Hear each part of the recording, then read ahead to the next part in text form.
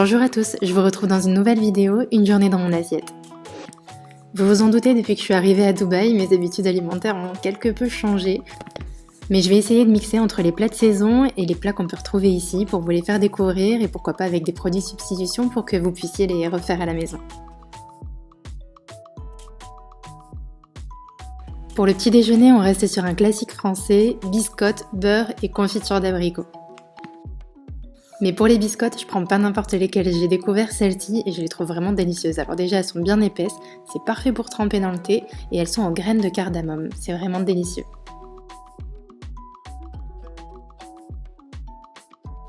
Je mets un petit peu de beurre et de la confiture d'abricot. Celle-ci de chez Saveur Fruits est vraiment délicieuse, mais vraiment, 65% de fruits, on peut le voir, on dirait presque une compote, c'est pas trop sucré. Et alors je l'ai commandé sur le site de La Fourche, je sais pas si vous connaissez, mais je vais vous parler de pas mal de produits de chez eux, parce que quand je suis rentrée en France, j'ai fait le plein de produits bio bien français.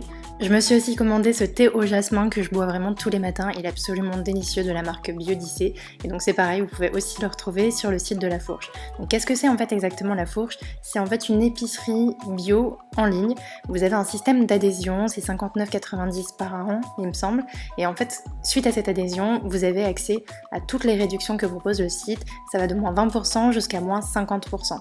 Donc là par exemple sur ma dernière commande j'ai économisé 18€, ça vaut vraiment le coup si jamais vous commandez régulièrement des produits bio.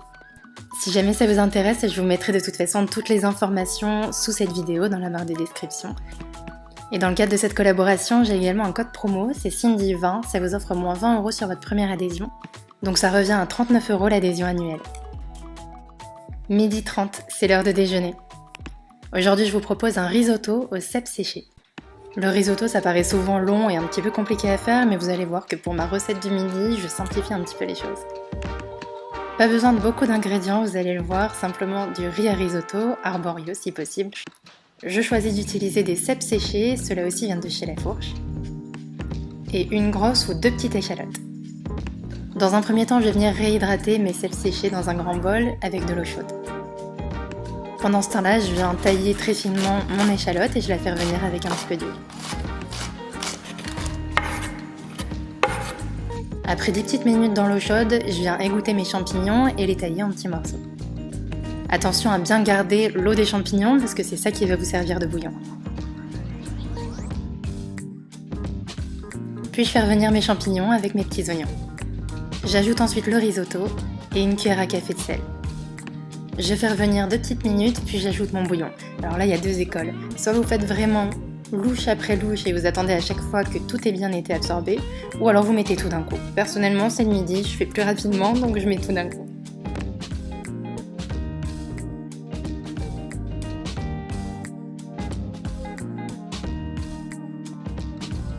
Si jamais votre riz est encore un peu croquant après avoir mis tout le bouillon, n'hésitez pas à ajouter un petit peu d'eau. Et une fois la cuisson du riz terminée, j'ajoute du parmesan. Dans cette recette, pas besoin de mettre de crème fraîche par exemple. Un bon riz à risotto avec le parmesan apporte un effet très crémeux, vraiment délicieux.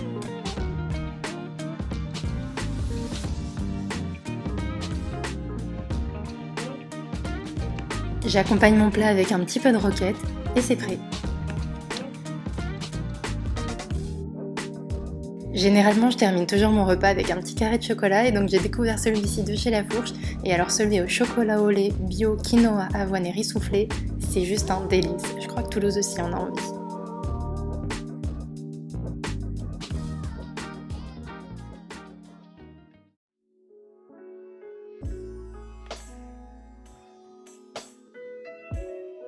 Pour le repas du soir, je vous propose un plat riche en épices, un paneer butter masala.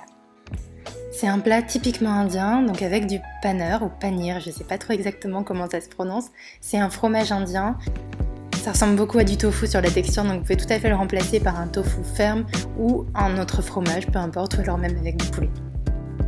Donc pour la recette, il vous faut un gros oignon rouge pour ma part, que vous coupez vraiment grossièrement. Et on va le faire revenir avec un petit peu de beurre dans une poêle. J'y ajoute ensuite 2 tomates coupées grossièrement elles aussi. Une gousse d'ail et une poignée de noix de cajou.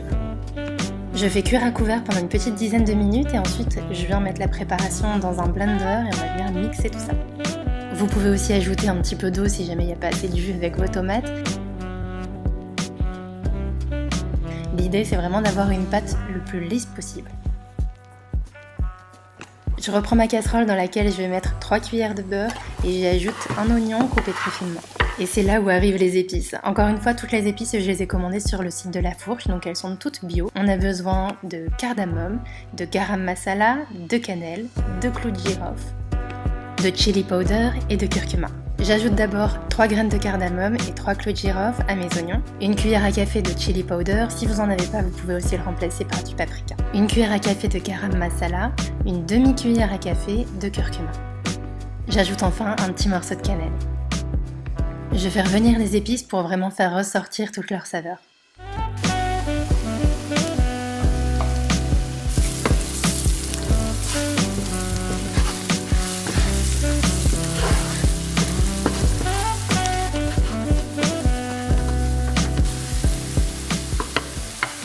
J'ajoute une cuillère à café de sel et ma préparation à base de tomates.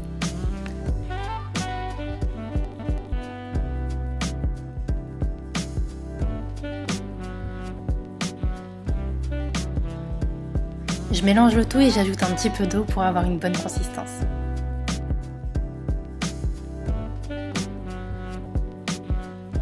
Je fais cuire quelques minutes et j'ajoute ensuite un petit filet de crème fraîche. J'ajoute ensuite le panir, pour vous le tofu ou le poulet au choix, et je fais cuire une dizaine de minutes à feu doux.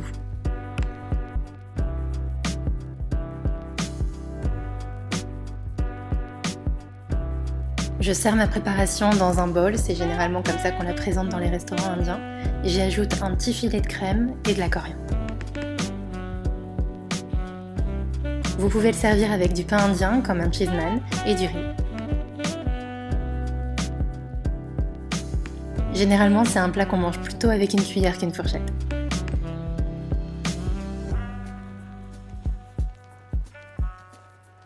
Et voilà, j'espère vraiment que cette vidéo vous aura plu. Si jamais vous reproduisez l'une de ces recettes, n'hésitez pas à me taguer sur Instagram. Mon compte c'est The World of Sisters. Je vous dis à très bientôt. Ciao!